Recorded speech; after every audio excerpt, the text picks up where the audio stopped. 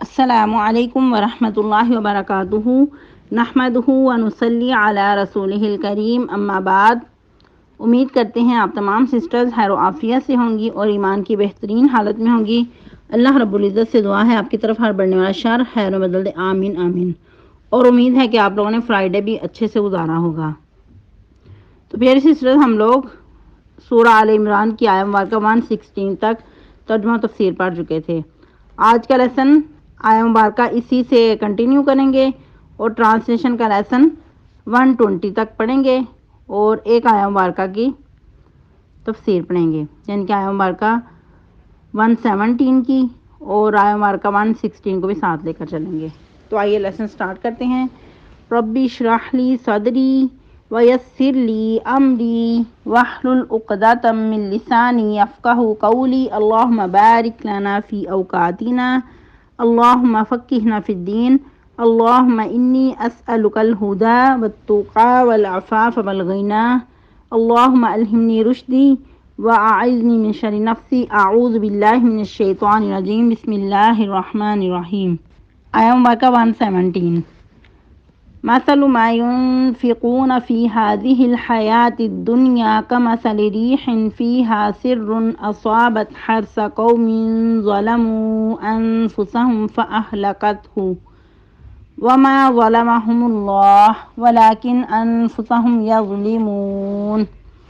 يا أيها الذين آمنوا لا تتخذوا بطانة من دونكم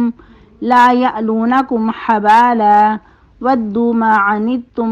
قد بدت البغضاء من أفواههم وما تخفي صدورهم أكبر قد بينا لكم الآيات إن كنتم تعقلون ها أنتم أولئك تحبونهم ولا يحبونكم وتؤمنون بالكتاب كله وإذا لقوكم قالوا آمنا وإذا خلوا عضوا عليكم الأنامل من الغيظ قل موتوا بغيظكم إن الله عليم بذات الصدور إن تمسسكم حسنة تسؤهم وإن تصبكم سيئة يفرحوا بها وإن تصبروا وتتقوا لا يضركم كيدهم شيئا إن الله بما يعملون محيط۔ ٹرانسلیشن۔ مثل ما ينفقون في هذه الحياة الدنيا، مثال ان کی جو خرچ کرتے ہیں اس دنیا کی زندگی میں، کمثل ریح مانند مثال ہوا کی سی ہے، فیہا سر اس میں سخت سردی ہو، اصابت حرث قوم ظلموا انفسهم تو پہنچے ان لوگوں کی کھیتی کو جنہوں نے ظلم کیا اپنی جانوں کو، فاہلکتہ تو اس کو ہلاک کر ڈالے، وما ظلمهم اللہ اور نہیں ظلم کیا ان پر اللہ تعالیٰ نے، ولکن انفسهم یظلمون اور لیکن اپنی جانوں پہ خود ہی ظلم کرتے تھے۔ یا ایھا الذین آمنوا اے لوگو جو ایمان لائے ہو، لا تتخذوا بطانۃ نہ بناؤ دلی دوست، من دونکم سوائے اپنوں کے، لا یعلونکم خبالا نہیں کمی کرتے وہ نقصان پہنچانے میں، ودو وہ پسند کرتے ہیں، ما عنتم کاش کہ تم ایذا میں پڑو، قد بدت البغضاء تحقیق ظاہر ہو گئی دشمنی، من افواہہم ان کے منہوں سے، وما تخفی صدورہم اکبر اور جو چھپا ہے ان کے سینوں میں وہ بڑا ہے، قد بینا لکم الآیات تحقیق کھول کھول کر بیان کر دی ہم نے تمہارے لیے اپنی آیات، ان کنتم تعقلون اگر ہو تم عقل سے کام لیتے، ہاں انتم اولائی تم وہی لوگ ہو، تحبونہم تم ان سے محبت کرتے ہو، ولا یحبونکم اور حالانکہ وہ تم سے محبت نہیں کرتے، وتؤمنون بالکتاب کلہ اور تم ایمان رکھتے ہو کتاب سب پہ، وَإِذَا لَقُوكُمْ اور جب وہ ملتے ہیں تم سے، قالوا وہ کہتے ہیں آمنا ہم ایمان لائے، وَإِذَا خَلَوْا اور جب الگ ہوتے ہیں، عَضُّوا عَلَيْكُمُ الْأَنَامِلَ مِنَ الْغَيْظِ تو کاٹ کھٹ کھاتے ہیں تم پر اپنی انگلیاں غصے سے، قُلْ مُوتُوا بِغَيْظِكُمْ آپ فرما دیجئے مر جاؤ اپنے غصے میں، ان اللہ بے شک اللہ تعالیٰ علیم بذات الصدور خوب جانتا ہے سینے کے بیدوں کو۔ ان تمسسکم حسنۃ تسؤہم، اگر پہنچے تمہیں نیکی، تسؤہم ان کو بری لگتی ہے، وَإِن تُصِبْكُمْ سَیِّئَۃٌ، اور اگر پہنچے تمہیں کوئی برائی، یفرحوا بِہَا، تو وہ خوش ہوتے ہیں ساتھ اس کے، وَإِن تَصْبِرُوا، اگر تم صبر کرو، وَتَتَّقُوا، اور تقوی اختیار کرو، لا یضرکم کیدہم شیئا، نہیں نقصان پہنچا سکتا تم کو مگر ان کا کچھ بھی، ان اللہ بما یعملون محیط، یقینا اللہ تعالیٰ اس ساتھ اس کے جو بھی تم اعمال کر رہے ہو، بے شک اللہ تعالیٰ اس ساتھ اس کے جو بھی وہ اعمال کر رہے ہیں خوب گھیرے ہوئے ہے۔ تفسیر آیہ مبارکہ 116 سے، ان الذين كفروا لن تغني عنهم اموالهم ولا اولادهم من الله شيئا واولئك اصحاب النار هم فيها خالدون۔ ہم لوگ اس آیہ مبارکہ میں یہ پڑھ رہے تھے کہ جو لوگ کافر ہیں ان کو ان کے مال اور اولاد اللہ سے کچھ بھی کفایت نہیں کر سکتے، ان کے کچھ بھی کام نہیں آ سکتے۔ جس طرح سورہ حاقہ میں بھی آتا ہے کہ انسان اس وقت پچھتائے گا جب اس کے نامہ اعمال اس کو بائیں ہاتھ میں پکڑائے جائیں گے، اس وقت کہے گا کہ ہائے افسوس، ما اغنا انی مالیہ، مجھے میرے مال نے بھی کوئی فائدہ نہ دیا، ہلاک انی سلطانیہ، مجھ سے میری جو سلطنت تھی وہ بھی تباہ و برباد ہو گئی۔ مال اور اولاد انسان کی کمزوری ہے، ہمیشہ یہ انسان کی نیچر میں ہے کہ انسان مال اور اولاد سے محبت کرتا ہے۔ یہ اگرچہ محبت فطری ہے، لیکن اگر صرف اس کو دنیا کی حد تک رکھیں گے تو پھر یہ مال اولاد انسان کے کام نہیں آ سکتی، یہی مال اولاد انسان کے لیے وبال جان بن سکتی ہے۔ اگر اس کو اللہ کی راہ میں نہیں لگائیں گے، جو مقصد حیات ہے وہ نہیں پہچانیں گے، تو پھر ایسا مال اللہ رب العزت نے کیا فرما دیا، اولئک اصحاب النار ہم فیہا خالدون، تو ایسے ہی لوگ دوزخ میں رہنے والے ہیں، وہ اس میں ہمیشہ رہیں گے۔ اس آیہ مبارکہ میں اگر جو بات اصولی کی گئی ہے، لیکن اس کا جو پس منظر ہے وہ یہ ہے کہ ان کے اندر یہ کنسیپٹ تھا کہ جو بیٹے ہوتے ان کے بارے میں وہ کہتے کہ یہ ہمیں اللہ تعالیٰ کے ہاں بچا لیں گے، یہ ہمارے لیے آر اور پردہ ہیں، حالانکہ ایسی کوئی بھی چیز نہیں، یہ سرے سے ان کے خیال باطل تھے۔ البتہ احادیث میں اولاد کے بارے میں بھی آتا ہے کہ اگر نیک اولاد جو ہے انسان کے لیے جاریہ صدقہ ہے، اور بیٹیوں کے بارے میں آتا ہے کہ جو انسان 2 بیٹیوں کے ذریعے آزمایا جائے اور اس پہ صبر کرے اور ان کی نیک تربیت کرے اور پھر ان کو نیک جگہ پہ بیاہے، یعنی کہ ہر طرح سے اپنی ذمہ داری پوری کرے، تو ایسی بیٹیاں پھر انسان کے لیے قیامت کے دن جہنم سے آڑ ہوں گی۔ اور پھر ایک اور حدیث کے مطابق نبی صلی اللہ علیہ وسلم نے کیا فرمایا کہ میں اور وہ اس طرح ساتھ ساتھ ہوں گے، اور آپ وسلم نے اپنی دونوں انگلیاں مبارک ساتھ ساتھ ملا کے یعنی کہ قریب قریب ان کو کر کے بتایا کہ جس طرح یہ دونوں انگلیاں قریب ہیں، اسی طرح ایسا شخص میرے ساتھ ہوگا، میرے قریب ہوگا۔ قرآن مجید میں اور بھی بہت ساری اس سے ریلیٹڈ آیہ مبارکہ ہیں۔ خیر آگے چلتے ہیں۔ مثل ما ينفقون في هذه الحیات الدنیا کمثل ریح، اللہ رب العزت فرما رہے ہیں کہ ان لوگوں کی مثال جو خرچ کرتے ہیں اس دنیا کی زندگی میں، ان کی مثال کمثل ریح، ہوا کی سی ہے، فیہا سر، اس میں سخت سردی ہو، اصابت وہ پہنچے، یعنی کہ وہ جو ہوا ہے ایسی قوم کی کھیتی کو جنہوں نے اپنی جانوں پہ ظلم کیا، فاہلکتہ، اس کو تباہ و برباد کر ڈالے۔ پھر اللہ فرماتے ہیں کہ اللہ نے تو ان پر کچھ بھی ظلم نہیں کیا، لیکن وہ اپنی جانوں پہ خود ہی ظلم کرتے ہیں۔ یعنی کہ انسان کے کوئی کھیت ہوں، اس وقت وہ بہت لہلہا رہے ہوں، اس میں خوب سبزہ ہو، ہرے بھرے وہ کھیت خوش نما ہوں، اپنی طرف یعنی کہ اٹریکٹ انسان کو کر رہے ہوں، بہت خوش نما پھل پھول اس کے اندر ہر چیز موجود ہو، لیکن ایک ہی ہوا کا جھونکا آئے اور اس کو ہلاک کر ڈالے۔ اور سرن کا جو ورڈ ہے یہ سخت سردی پہ بھی آتا ہے اور سخت گرمی پہ بھی، یعنی کہ جب گرمیوں کے دن ہوں، سخت گرمی ہو اور لو چل رہی ہو، اس وقت کیا ہوتا ہے، یوں لگتا ہے کہ جیسے ایسی ہوا انسان کے چہرے پہ پڑتی ہے تو انسان کو جھلسا رہی ہے، گویا کہ آگ برس رہی ہے۔ تو اگر اس وقت ہوا بھی ساتھ ہو، گرم لو چل رہی ہو،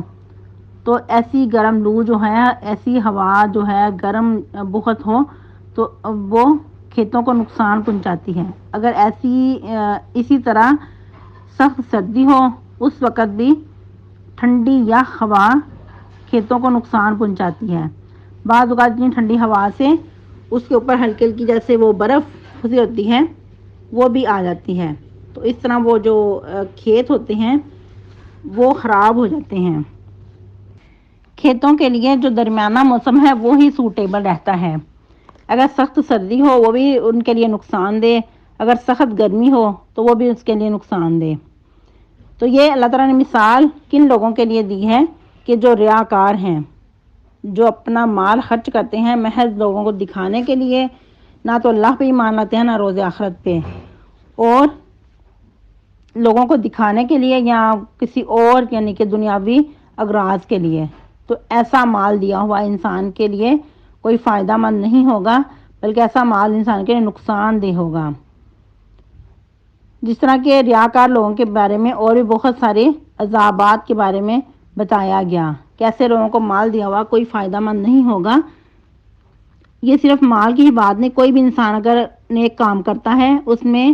اگر اللہ کی رضا شامل حال نہیں ہے، سنت کے مطابق نہیں ہے، تو پھر ایسا عمل انسان کے لیے قابل قبول نہیں ہے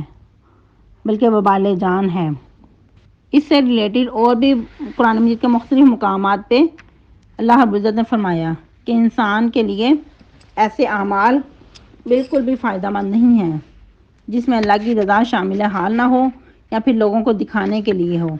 جس طرح کہ حال ہی میں آپ لوگوں نے سورہ بقرہ کی آیت مبارکہ 266 میں بھی پڑھا تھا۔ آیت مبارکہ کیا تھی؟ اَیَوَدُّ أَحَدُكُمْ أَن تَكُونَ لَهُ جَنَّةٌ مِّن نَخِيلٍ وَأَعْنَابٍ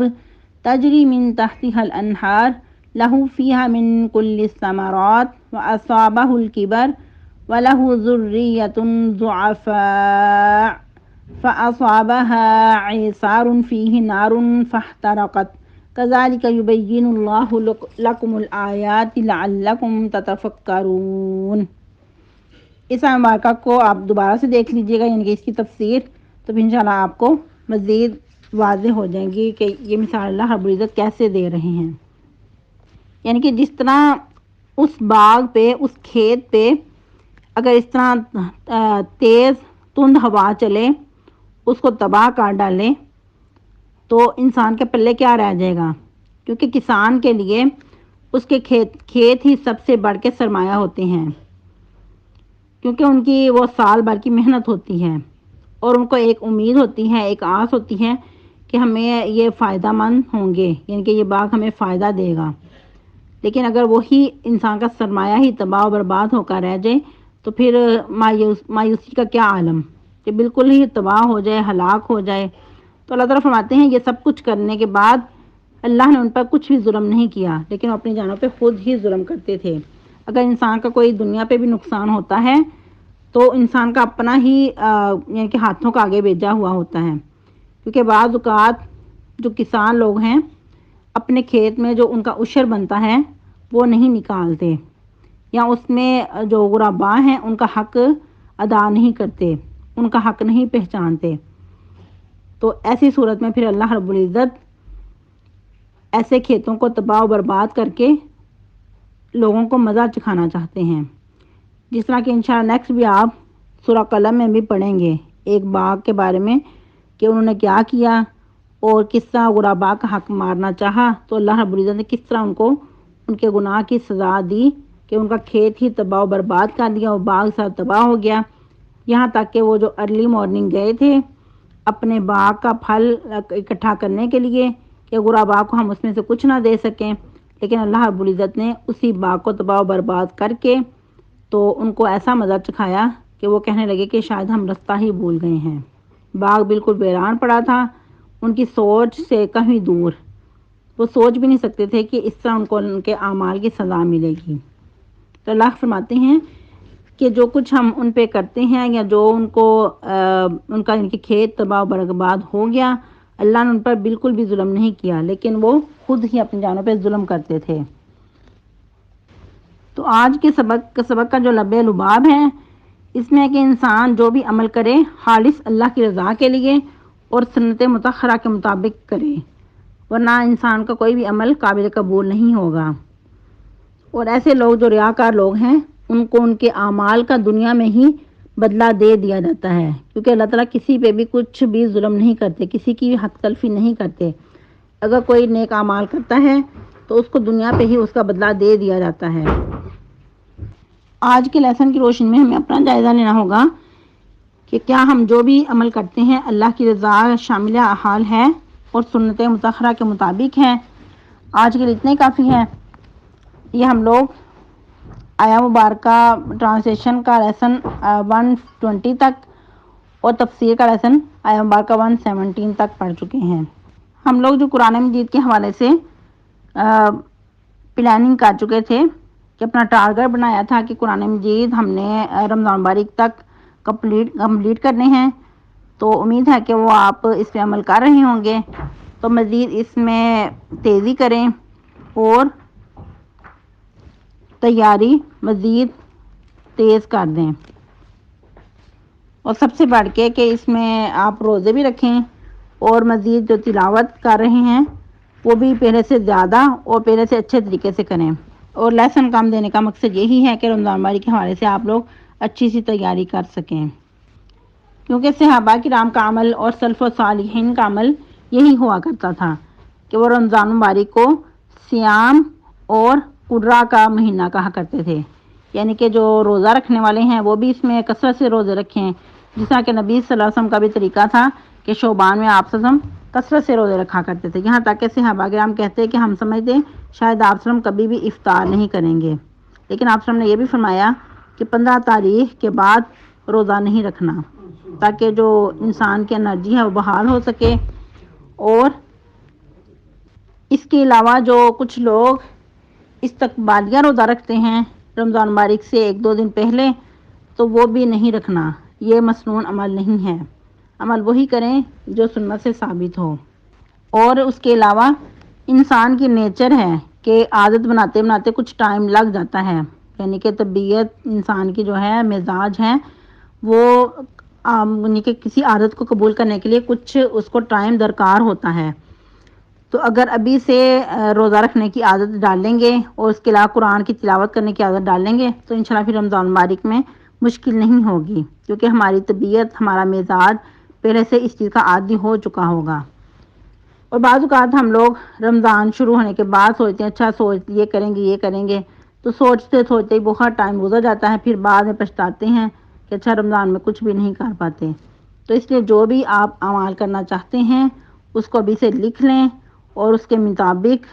پھر دیکھ لیا کریں کہ کیا ہم واقعی یہ پورا کر رہے ہیں جو ہم نے لکھا تھا، جو پلاننگ کی تھی۔